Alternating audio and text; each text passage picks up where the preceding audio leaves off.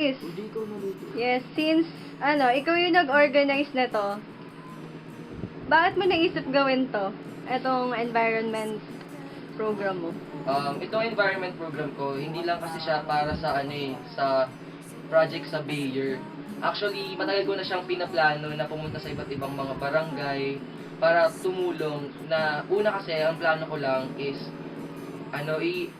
tulungan yung mga kabataan para maging aware kung ano ba talaga yung meron sa ano ba yung mga nangyayari sa Pilipinas. Kunyari sa corruption.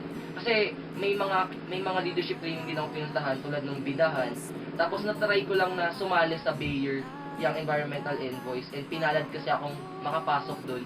Kaya ngayon, ang ginagawa ko to para hindi lang sa Bayer, kundi parang part na rin as YFC, as Filipino youth na rin na tumulong para tulungan yung mga ibang kabataan, hindi lang malaman kung ano yung nangyayari sa Pilipinas, bagkus kung ano rin yung nangyayari sa environment natin. Kasi ngayon, sunod-sunod na yung mga mga bagyo, mga kalamidad. Ngayon, ito na yung panahon para malaman natin kung ano ba yung stand ng mga kabataan sa pagtulong para sa inyong kalikasan.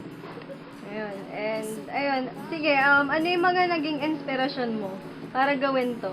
Unang-una, naging inspirasyon ko yung mga bata na meron tayo.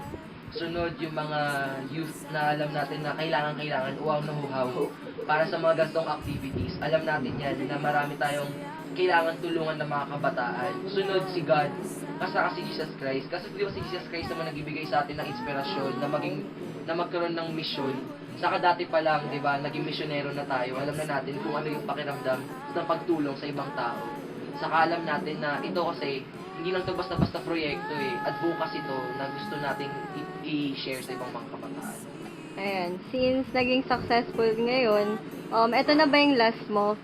Or may mga next ka pang activity na gagawin sa ibang lugar, ganun? Hindi pa to yung last. May sunod pa akong mga activities tulad sa Pangasinan, tapos sunod sa sarili kong school, tapos babalik ulit tayo dito sa Gawad Kalinga pa yun para gumawa ulit ng mga activities para naman sa mga kids or sa mga children, mga environmental activities para sa mga maliliit na bata.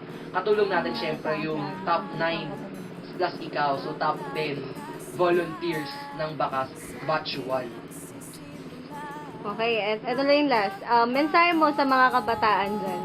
Ang mensahe ko sa mga kabataan, unang-una, itong ginagawa naming proyekto, hindi lang to para sa benefit ng sarili namin, bagkus para rin sa lahat. Kaya sa mga kabataang gustong gumawa ng mga proyektong tulad ng ginagawa namin proyekto, sige, go lang, continue your mission, wag kayong mabahala kung wala man tutulong na tao sa inyo.